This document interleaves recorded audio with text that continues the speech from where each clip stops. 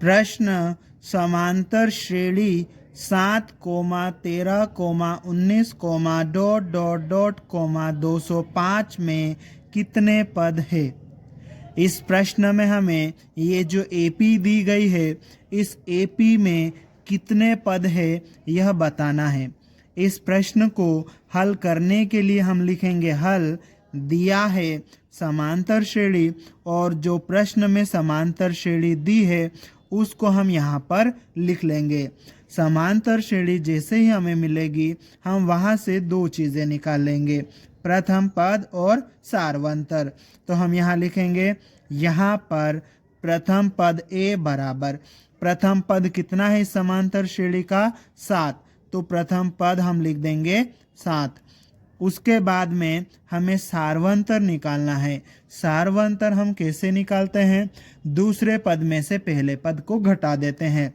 तो दूसरा पद ये 13, इस दूसरे पद में से पहले पद 7 को हम घटा देंगे। ठीक है, अब 13 में से हम 7 घटाएंगे तो कितना आएगा, 6 आ जाएगा। इस प्रकार से इस समांतर श्रेणी का प्रथम पद ए बराबर 7 और सार्वंतर डी बराबर 6 हमें मिल गया। और इसके साथ ही इस एपी में हमें एक और चीज़ दिया है।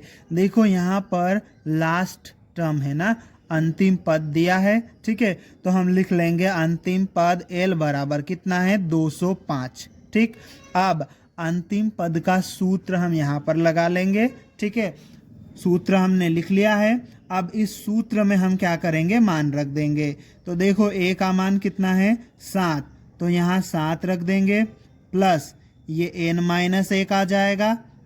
डी का मान कितना है, 6 रख देंगे, बराबर 205। अब इसे आगे और सोल्व कर लेते हैं। तो यहाँ पर ये 7 आ जाएगा, प्लस 6 का अंदर गुणा कर देंगे, 6 का गुणा n के साथ में करेंगे, 6n हो जाएगा। 6 का गुणा -1 के साथ में करेंगे, -6 हो जाएगा। बराबर का चिन्ह, ये 205। ठीक, ये 6n हम ऐसा ही लिख लेंगे। 7 में से 6 घटाएंगे, कितना आएगा, +1 आएगा, बराबर, और ये 205। ठीक है, 6n हम लिख लेंगे, ये बराबर का चिन्ह, ये 205। ये जो 1 है बराबर के चिन्ह के इधर प्लस का है, बराबर के चिन्ह के उधर जाएगा तो माइनस का हो जाएगा। तो इस 1 को इधर लाएंगे तो -1 हो जाएगा। ठीक है, अब आगे ये 6n बराबर 205 में से 1 घटाएंगे, कितना आ जाएगा, 204। अब यहाँ पर हमें n का मान निकालना है।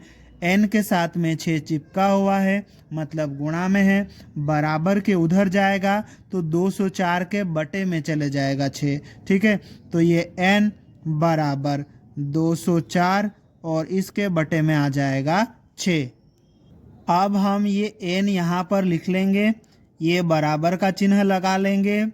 204 में 6 से भाग लगाएंगे तो हमें कितना मिलेगा, हमें मिल जाएगा 34। ठीक है, तो इस प्रकार से n का मान कितना आ गया, 34। और समांतर श्रेणी में n जो है वो पदों की संख्या होता है। ठीक है, तो n का मान हमें 34 मिला है, मतलब इस समांतर श्रेणी में कितने पद होंगे, 34 पद होंगे। अतः दी गई समांतर श्रेणी में 34 पद है और यही हमारा उत्तर है।